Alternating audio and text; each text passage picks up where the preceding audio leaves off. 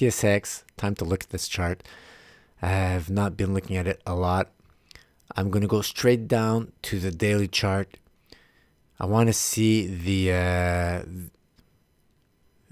health of the stocks within the index. So right now here I have the TSX percentage of stocks above their 50-day moving average right here.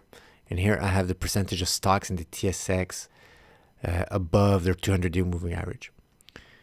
TSX 200-day death cross right here. But it really had a hard time respecting a lot more volatility in the TSX compared to the SPX or the most of the American, the US markets.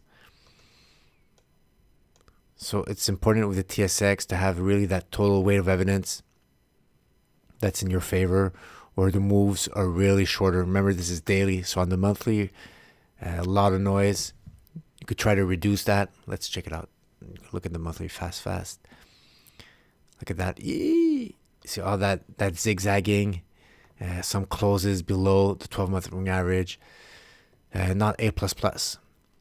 Maybe when it's going to break down. Oh, back in 2003, that run, even here, the 99 run, was beautiful. Always above that 12-month moving average. Same thing here, 2003 run. Always above the 12-month moving average. No closes below until you got triggered out. But since then, here, trouble. Right here, trouble. Short stage 4s, stage 3s, stage 1s, stage 2. Here we had a nice little stage 2. Stage 3 top. Nice breakdown right here. So when is that? 2015, 16? Right here, nice breakdown. Short stage 4. Bottom.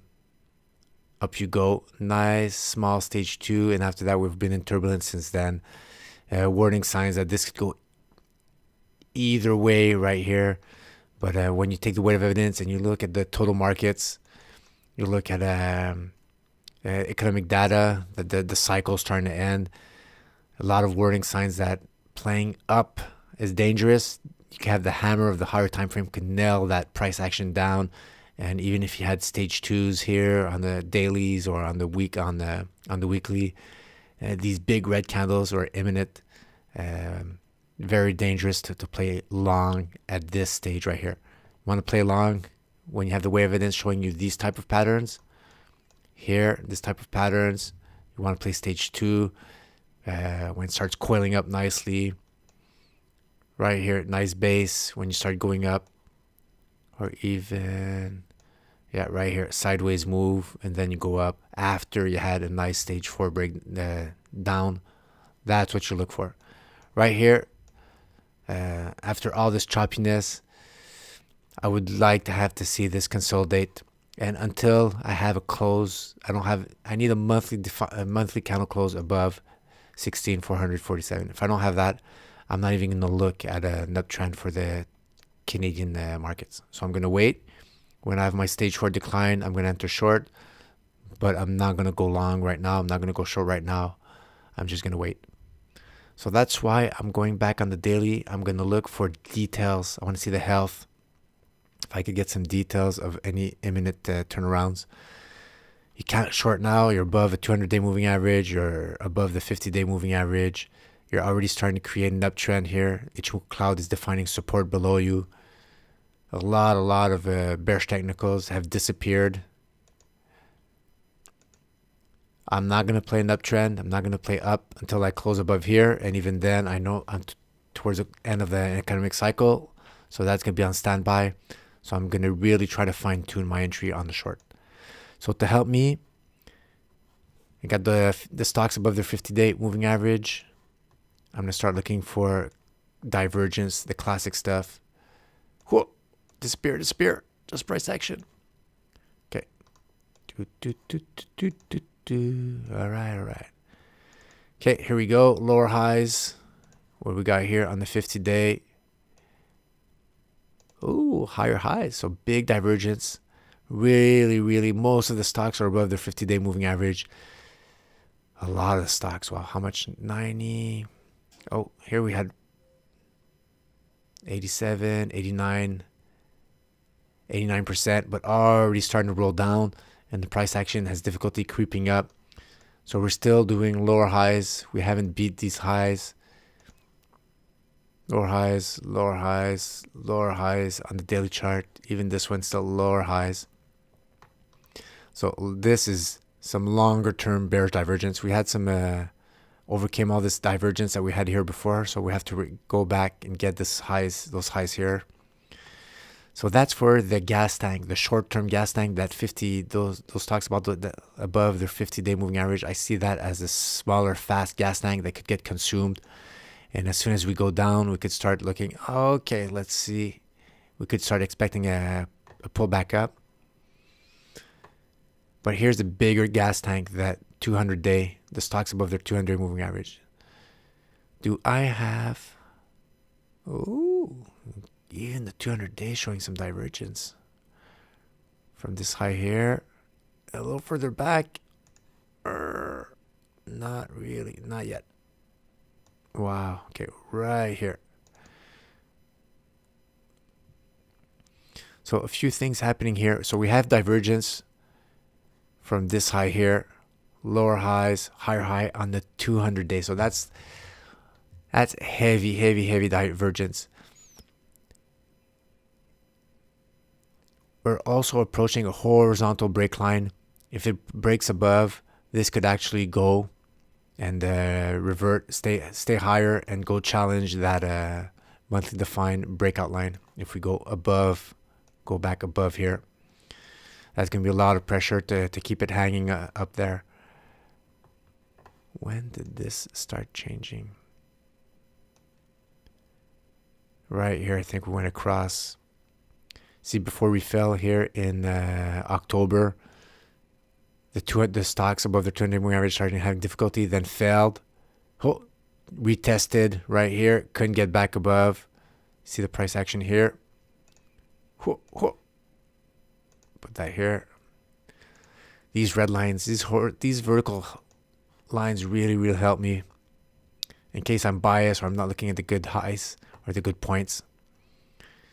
So, try to go back up, especially on the 200-day. Couldn't make it, and down we went for the right. Until both of them, until we had price action here, lows, and extreme lows right here also on the 50 and on the 200-day, extreme lows, and then we could expect a pullback. And as soon as we crossed here above this horizontal support turn resistance, as soon as we cross above, then it was time to your final bell saying, look, this is not going to pull back immediately. Right here, it was time to move on. The 50-day, the stocks above their 50-day moving average was really starting to creep up. And right here is a final warning sign that, and you see even here it coincides with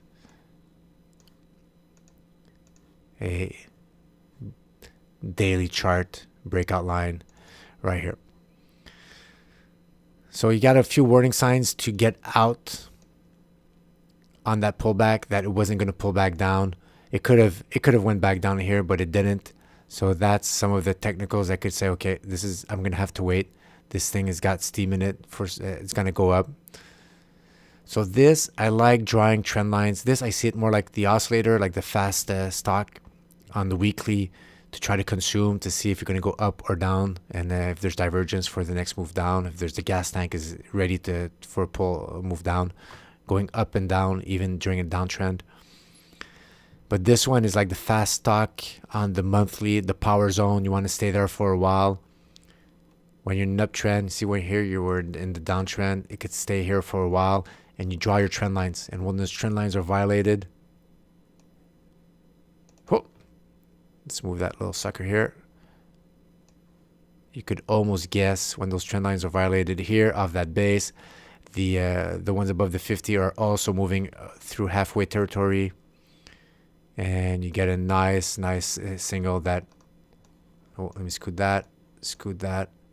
You get a nice signal, which probably coincides with a nice base breaking out, and there you go.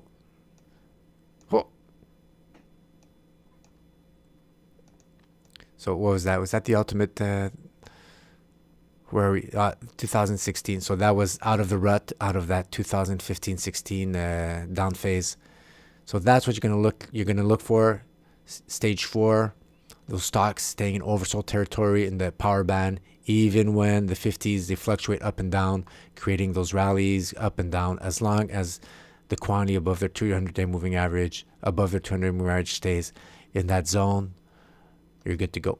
Same thing here in an uptrend. Eventually you'll see a top pattern, you'll draw your line, and when you break it down, then you know, oh, okay, that uptrend has lost some steam, and down we go. So right here, bottom broke out, down, lost the downwards move, lost some steam, and now we're back in the uptrend here. So I could expect the same thing on the way down. If we break below that level here and we retest, let's say the 50-day moving average goes down, starts consuming, bring the 200-day below, and then retest here. And then after that, I'll know I'm back into a downtrend. And then I'm going to wait. I'm going to draw a trend line whenever I can. And then after that, when I'm out, that's going to be some of my warning signs to get back out, guys. Ooh, so that's pretty cool. I love using these two indicators. They're very complementary. They give you breadth of the index instead of just looking at a RSI or a fast talk based on the price action of the index itself. You get some two different speed indicators, draw lines, draw trend lines on them, and they'll give you some guidance of to fine tune your entry or give you big warning signs of exiting. All right, that's it, guys. So TSX, let's see if we start turning over, consuming that bearish divergence with the 50. That's step 1. And when it starts going downwards, let's see how far we could bring back those 200-day, above 200-day, below that support and resistance. And if we test it and stay below that, I think we're good for a continuation of that stage 4, guys. See ya. Thanks, guys, for watching.